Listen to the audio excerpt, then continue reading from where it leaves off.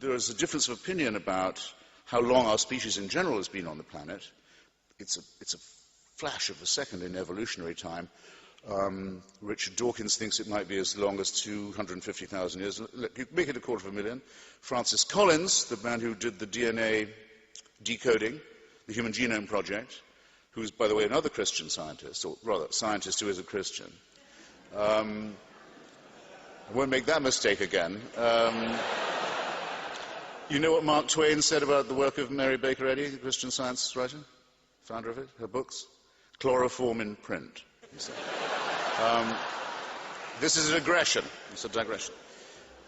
Francis Collins says at least 100,000 years. We can show we've been around for that long. It's quite a long time.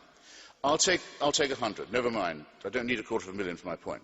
Make it 100,000. 100,000 years, people have been, our species have been around on this speck. Born, usually dying. Actually, a great number of them in childbirth wouldn't have got beyond being born. For the first 80 or so, 90 or so thousand years, nearly 100, not living more than 25 to 30 years at the most, then probably dying of their teeth, if they were lucky, or of the other needless mammalian things that show us that we bear the stamp, as Darwin put it, of our lowly origin, the appendix we don't need anymore, innumerable other shortcomings of our design. We're designed to live on the savannah that we've escaped from. Terrible disease, suffering, misery, malnutrition, and fear. Where do the earthquakes come from? Why is there an eclipse? What are the shooting stars doing? And awful cults of sacrifice to try and ward off what are in fact natural events. And war, and rape, and the kidnap of other peoples and the enslavement of them. All of this goes on, gradually inching up to the point where you can brew beer, a breakthrough in my view, domesticate animals, separate one kind of corn from another. So very millimetrical progress, but terrible struggle, sacrifice, pain, misery, and above all, fear and ignorance. And you have to believe this if you believe in monotheism. For the first 97, 98,000 of this, heaven watches with indifference. Oh, there they go again. That whole civilization has just died out. Well, what are you going to do?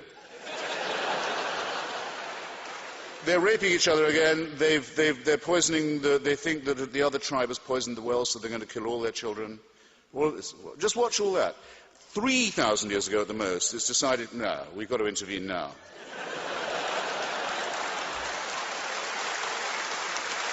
You have to believe it. You have to believe it. And the revelation must be personal, must appear. So we'll pick the most backward, the most barbaric, the most illiterate, the most superstitious, and the most savage people we can find in the most stony area of the world. We won't appear to the Chinese, who can already read.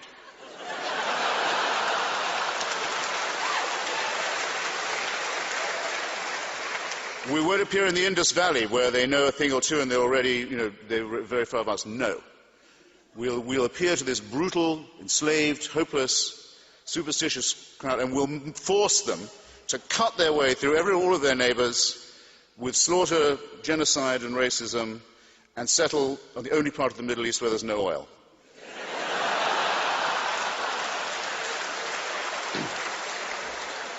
And all subsequent revelations occur in the same district. And without this, we wouldn't know right from wrong. This is ABC Fora.